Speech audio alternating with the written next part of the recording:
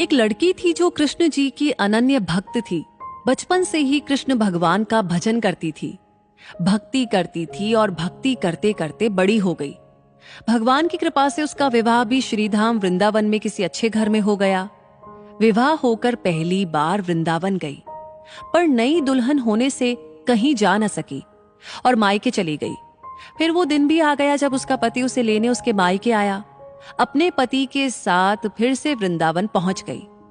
पहुंचते पहुंचते उसे शाम हो गई। पति वृंदावन में यमुना किनारे रुककर कहने लगा, देखो शाम का समय है, मैं यमुना जी में स्नान करके अभी आता हूं। तुम इस पेड़ के नीचे बैठ जाओ और सामान की देखरेख करना। मैं थोड़े समय में आ जाऊंगा, यहीं सामने ही हूं, कुछ लगे तो मुझे आवाज दे देना। इतना कहकर पति चला गया और वो लड़की बैठ गई। एक हाथ लंबा घूंघट निकाल रखा है, क्योंकि गांव है, ससुराल है, और वहीं बैठ गई।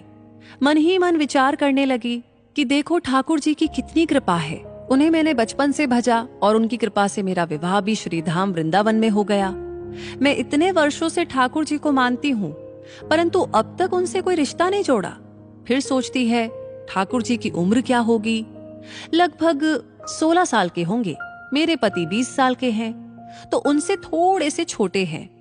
इसलिए मेरे पति के छोटे भाई की तरह हुए और मेरे देवर की तरह। तो आज से ठाकुर जी मेरे देवर हुए। तो अब तो ठाकुर जी से नया संबंध जोड़कर वो बड़ी प्रसन्न हुई और मन ही मन ठाकुर जी से कहने लगी, देखो ठाकुर जी, आज से मैं तुम्हारी भाभी और तुम मेरे देवर हो गए। इतना सोच ही रही थी कि तभी एक 10 से 15 साल का बालक आया और उस लड़की से बोला, भाभी भाभी। लड़की अचानक अपने भाव से बाहर आई और सोचने लगी, वृंदावन में तो मैं नई हूँ, ये भाभी कहकर कौन बुला रहा है। नई थी इसलिए घूंघट उठाकर नहीं देखा कि गांव के किसी बड़े बूढ़े ने देख लिया तो बड़ी बदनामी होगी। अब वो बालक बार बार कहता, पर वो उत्तर न देती। बालक पास आया और बोला, भाभी तनिक अपना चेहरा तो दिखाइए। अब वो सोचने लगी, अरे ये बालक तो बड़ी जिद कर रहा है, इसलिए कस के घूंघट पकड़कर बैठ गई कि कहीं घूंघट उठाकर देख ना ले। लेकिन उस बालक ने जबरदस्ती घूंघट उठाकर चेहरा देखा और भाग गया। थोड़ी देर में उसका पति आ गया। उसने सारी बात अपने पति से कही। पति ने कहा, तुमने मुझे आवाज क्यों नहीं दी। लड़की बोली, वो तो इतने में ही भाग गया था। पति बोला, चिंता मत करो, वृंदावन बहुत बड़ा थोड़ी ना है, कभी किसी गली में खेलता हुआ मिल गया तो हड्डी पसली एक कर दूंगा, फिर कभी ऐसा नहीं कर सकेगा। तुम्हें जहां भी दिखे मुझे जरूर बताना। फिर दोनों घर गए। कुछ दिन बाद उसकी सास ने अपने बेटे से कहा कि बेटा देख, तेरा विवाह हो गया, बहू मायके से भी आ गई, पर तुम दोनों अभी तक बांके बिहारी जी के दर्शन के लिए नहीं गए। कल जाकर बहू को दर्शन करा कर लाना। अब अगले दिन दोनों पति पत्नी ठाकुर जी के दर्शन के लिए मंदिर जाते हैं। मंदिर में बहुत भीड़ थी। लड़का कहने लगा, देखो तुम स्त्रियों के साथ आगे जाकर दर्शन करो, मैं भी आता हूँ। अब वो आगे गई पर घूंघट नहीं उठाती। उसे डर लगता कोई बड़ा बूढ़ा देखेगा तो कहेगा, नई बहू घूंघट के बिना घूम रही है। बहुत देर हो गई। पीछे से पति ने आकर कहा, अरे बावली, बिहारी जी सामने है, घूंघट काहे ना खोले। घूंघट ना खोलेगी तो दर्शन कैसे करेगी। अब उसे अपना घूंघट उठाया और जो बांके बिहारी जी की ओर देखा तो बांके बिहारी जी की जगह वही बालक मुस्कुराता हुआ दिखा।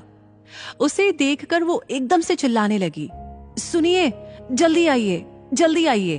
पति पीछे से भागा भागा आया और बोला, क्या हुआ। लड़की बोली, उस दिन जो मुझे भाभी भाभी कहकर भागा था वो बालक मिल गया। पति ने कहा, कहाँ है, अब भी देखता हूं उसे। तो ठाकुर जी की ओर इशारा करके बोली, ये रहा, आप ही के तो सामने है। उसके पति ने जो देखा तो अवाक रह गया और वहीं मंदिर में ही अपनी पत्नी के चरणों में गिर पड़ा। बोला, तुम धन्य हो, वास्तव में तुम्हारे हृदय में सच्चा भाव ठाकुर जी के प्रति है। मैं इतने वर्षों से वृंदावन में हूँ, मुझे आज तक उनके दर्शन नहीं हुए, और तेरा भाव इतना उच्च है कि बिहारी जी के तुझे दर्शन हुए।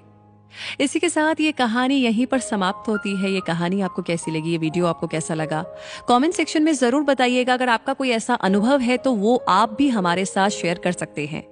इस कहानी को लाइक कर दिया है तो शेयर करना ना भूले, और आगे हमेशा ऐसी कहानियां आपको मिलती रहे उसके लिए हमारे पेज को फॉलो कीजिए।